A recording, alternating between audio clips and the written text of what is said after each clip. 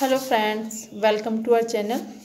Friends, आज हम BEd second year की फाइल्स शुरू करेंगे और आज हम बीएड सेकेंड ईयर की फाइल्स में PC3 टास्क एंड असाइनमेंट यानी असिस्मेंट फॉर लर्निंग की फाइल बनाएंगे। तो लेट्स स्टार्ट। फ्रेंड्स, हमने इस फाइल में जो जो टॉपिक कवर करे हैं वो है हमारे मेजरमेंट के meaning and definition of measurement, symbol of measurement, dimension of measurement, level और scale of measurement, evaluation, educational evaluation, purpose of evaluation, evaluation process, educational objectives, meaning and definition of normal probability curve, properties of normal probability curve, uses of normal probability curve. तो ये सारे topics friends हमने इसमें cover किए हैं। तो let's start. सबसे पहले हमारा आ गया meaning and definition of measurement यानी मापन का अर्थ एवं परिभाषा। तो फ्रेंड्स, आप इसमें मेजरमेंट का मीनिंग और डेफिनेशन जैसे थॉर्नडाइक के अनुसार, स्टीवेंस के अनुसार और GC हेल्मस्टेड के अनुसार जो अलग अलग डेफिनेशंस हैं वो आप इसमें लिख सकते हैं।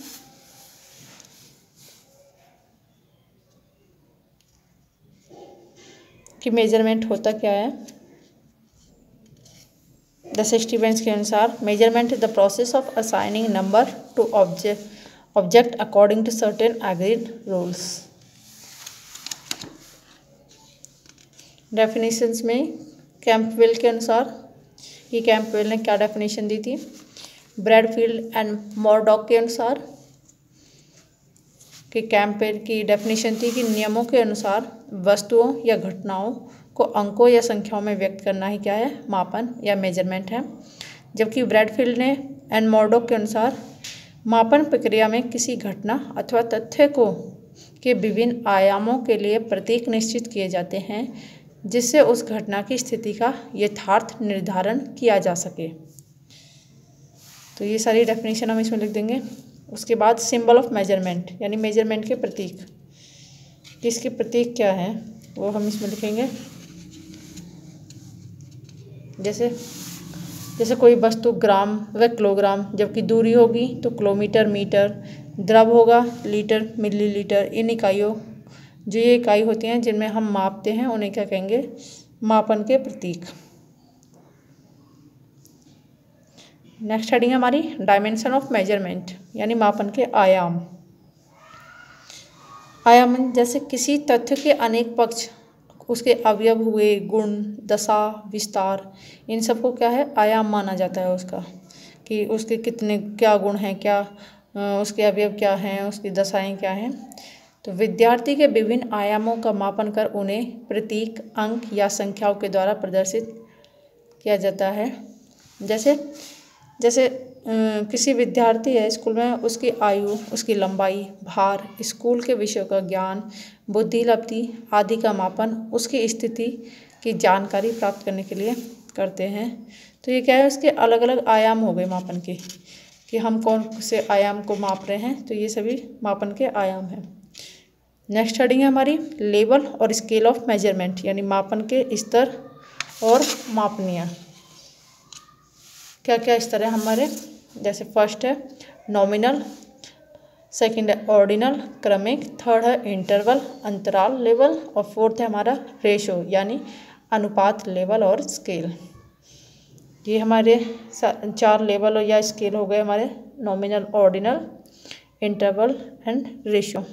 उसके बाद हम इन्हें डिटेल्स में लिख देंगे कि नॉमिनल लेवल या नॉमिनल स्केल क्या है, उसके बारे में लिखेंगे।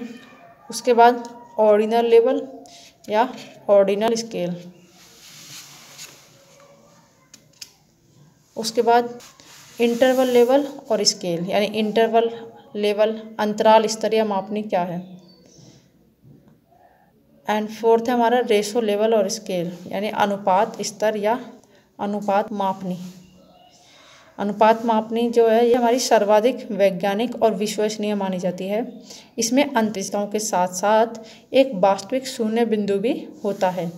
इस वास्तविक शून्य बिंदु को हम मापनी का प्रारंभिक बिंदु कहते हैं या ट्रू जीरो पॉइंट कहते हैं। नेक्स्ट पॉइंट है हमारा इवैल्यूएशन यानी मूल्यांकन। मूल्यांकन क्या है, तो मूल्यांकन के बारे में हम डिटेल में लिख देंगे। मूल्यांकन यानी मूल्य जमांकन, किसी व्यक्ति अथवा वस्तु के मूल्य को आंकना व गणितीय रूप से मूल्यांकन को इस प्रकार व्यक्त किया जा सकता है। तो मूल्यांकन के बारे में लिखेंगे, इसकी विशेषताएं लिख देंगे। व्यक्ति की उपलब्धि का मात्रात्मक विवरण मूल्यांकन होता है। व्यक्ति की योग्यताओं का गुणात्मक विवरण मूल्यांकन होता है। व्यक्ति की उपलब्धि प्लस योग्यता का मूल्य निर्धारण भी मूल्यांकन होता है। इसमें हम लिख देंगे यहाँ तक हमारा इवैल्यूएशन यानी मूल्यांकन। उसके बाद एजुकेशनल इवैल्यूएशन यानी शैक्षिक मूल्यांकन। मूल्यांकन तो हो गया कि किसी भी चीज़ को मापना, उसके मूल्य का अंकन करना मूल्यांकन है, लेकिन एजुकेशनल इवैल्यूएशन यानी शैक्षिक मूल्यांकन। शैक्षिक मूल्यांकन क्या होता है वो हम इसमें लिखेंगे।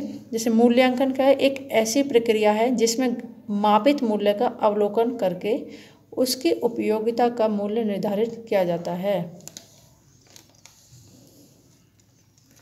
रैमर्स एंड गेस्ट लिखते हैं कि मूल्यांकन के अंतर्गत व्यक्ति या समाज या दोनों की दृष्टि से जो उत्तम एवं वांछनीय है उसका ही प्रयोग किया जाता है। तो हम डेफिनेशन लिख देंगे रैमर्स एंड गेज के अकॉर्डिंग, टॉगरसन एंड एडम्स के अकॉर्डिंग एंड प्रोफेसर डॉन्डेकर के अकॉर्डिंग।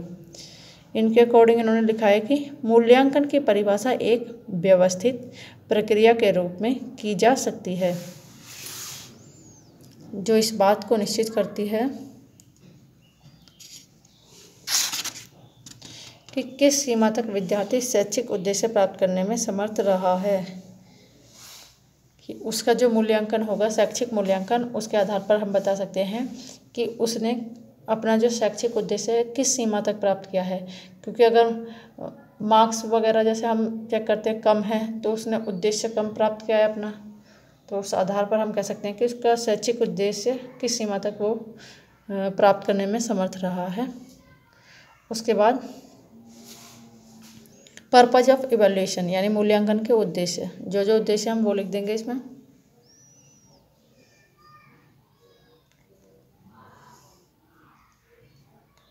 जैसे पाठ्यक्रम में उचित संशोधन करना, छात्रों में अधिगम की मात्रा ज्ञात करने में और शिक्षण विधियों की उपयुक्तता की जांच करने में। ये सभी हम इसके उद्देश्य लिख देंगे कि मूल्यांकन का आखिर उद्देश्य क्या है।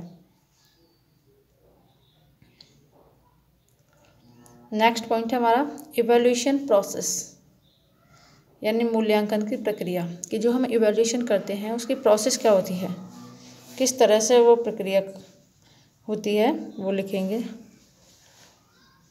इसके बारे में।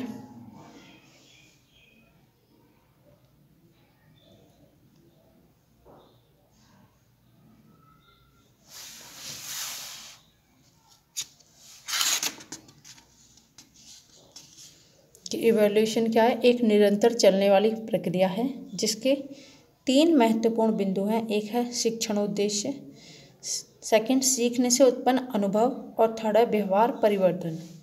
और इन तीनों बिंदुओं में कैसे संबंध है, घनिष्ठ संबंध है।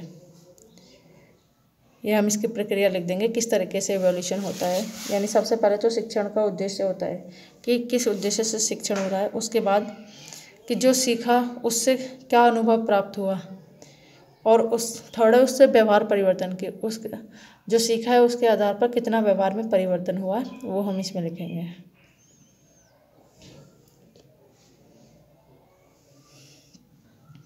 उसके बाद नेक्स्ट हेडिंग है हमारी शिक्षण उद्देश्य यानी एजुकेशनल ऑब्जेक्टिव्स।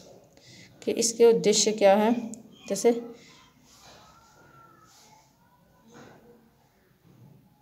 ये तो हम इसी में लिख देंगे इसकी प्रक्रिया में कि शिक्षण उद्देश्य, और शिक्षण उद्देश्य के बाद क्या होगा हमारा सीखने से उत्पन्न अनुभव, जो सीखा है उससे अनुभव एक्सपीरियंस मिलेगा हमें, और उसके आधार पर बिहेवियर चेंज यानी व्यवहार में क्या परिवर्तन हुए हैं वो हम इसमें लिख देंगे।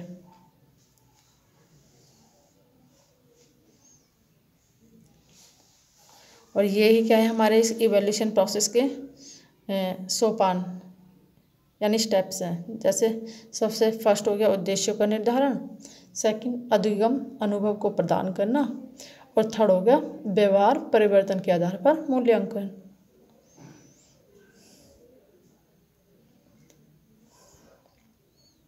तो ये हमारा हो गया हमारा पॉइंट कि मूल्यांकन प्रक्रिया किस तरीके से होती है, इवैल्यूएशन प्रोसेस।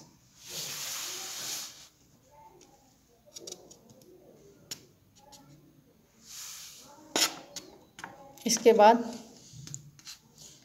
नेक्स्ट हेडिंग है हमारी meaning and definition of normal probability curve, यानी सामान्य प्रायिकता वक्र के अर्थ एवं परिभाषा। जो हमारा प्रायिकता वक्र है उसकी अर्थ क्या है और उसकी परिभाषाएं हम इसमें लिख देंगे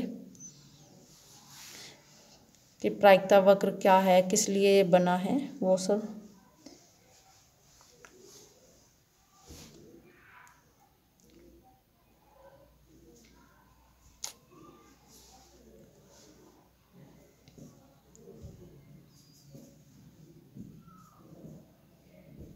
इसके बारे में लिख देंगे हम, इसका अर्थ या फिर इसकी स्टार्टिंग कैसे हुई थी और किस लिए इसे बनाया गया।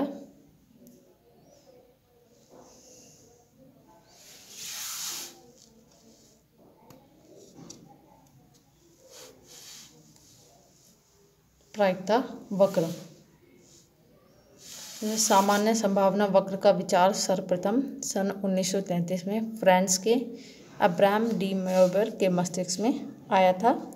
उन्होंने इस वक्र की गणितीय समीकरण भी प्रस्तुत की थी, ये हम लिख देंगे। उसके बाद definitions,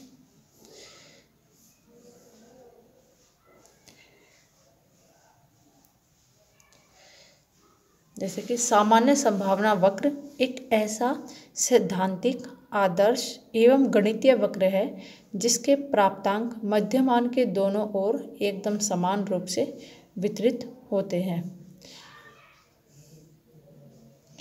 normal probability curve NPCB से हम कह सकते हैं।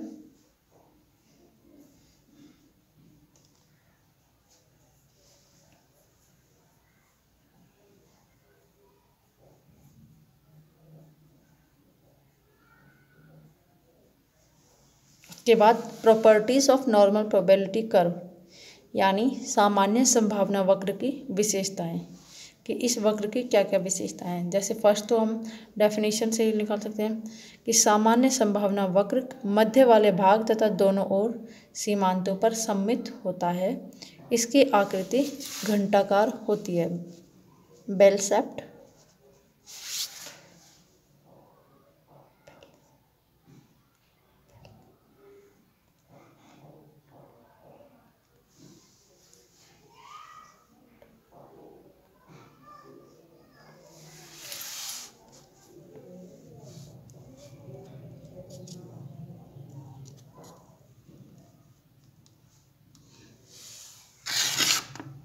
उसके बाद इसकी अन्य विशेषताएं, क्या क्या विशेषताएं हैं इसकी, वो सभी हम इसमें लिख देंगे कि सामान्य संभावना वक्र की रेखाएं दोनों अंतिम छोरों पर एक्स अक्ष को ना तो स्पर्श करती हैं और ना ही एक्स अक्ष के समांतर होती हैं। यह धारणा इस वक्र में अनंत तक बनी रहती है। नंबर 3, नंबर 4, नंबर 5 और नंबर 6, ये सारी विशेषताएं हम इसमें लिख देंगे।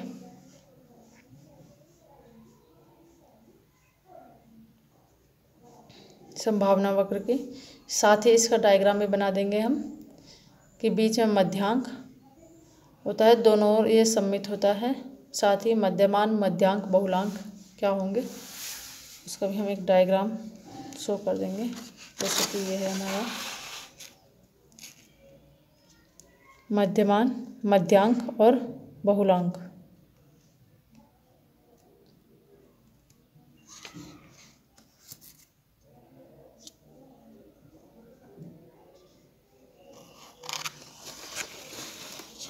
ये सभी विशेषताएं लिख देंगे हम, और ये सभी विशेषताएं लिखने के बाद डायग्राम बना देंगे। उसके बाद अन्य विशेषताएं, जैसे इसका अवतल उत्तल पार्ट कौन सा हो जाएगा वो सब लिख देंगे इसमें। कि सामान्य संभावना वक्र के एक्स अक्ष को मानक विचलन के आधार पर 6 भागों में विभाजित किया जाता है। मध्यमान बिंदु से 3 भाग दाईं ओर और 3 भाग बाईं ओर होते हैं। जो भी डायग्राम हमने बनाया था उसमें हमने देखा था कि बीच में हमारा मध्यांक था और उससे 3 पॉइंट इधर होते हैं और 3 पॉइंट इधर होते हैं।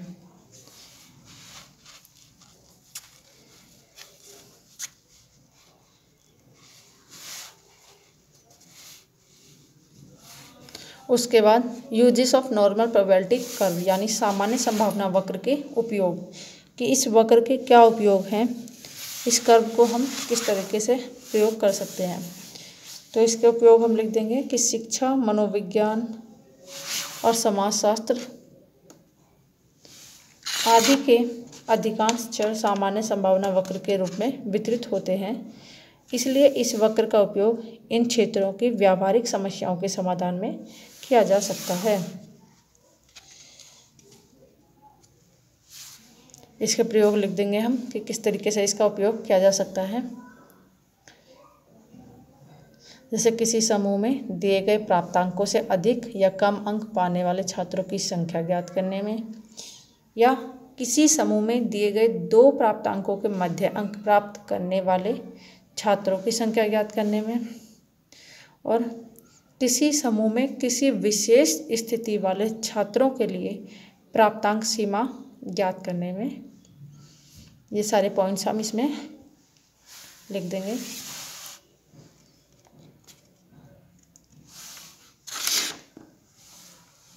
उसके बाद सामान्य संभावना वक्र के बारे में कि इसका फॉर्मूला वगैरह किस तरीके से सूत्र हम निकालेंगे।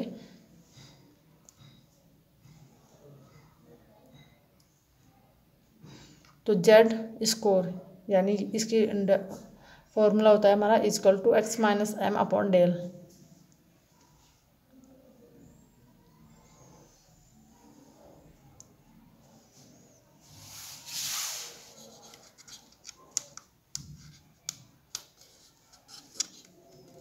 यहाँ लिख देंगे हम कि z क्या है, x क्या है, m क्या है, या फिर हम इनसे किस तरीके से इनके मान, इनकी वैल्यू को निकालते हैं।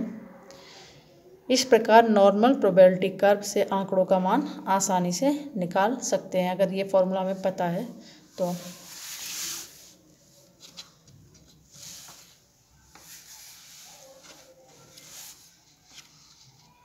फ्रेंड्स, अगर ये वीडियो आपको पसंद आई हो तो please like, share and subscribe.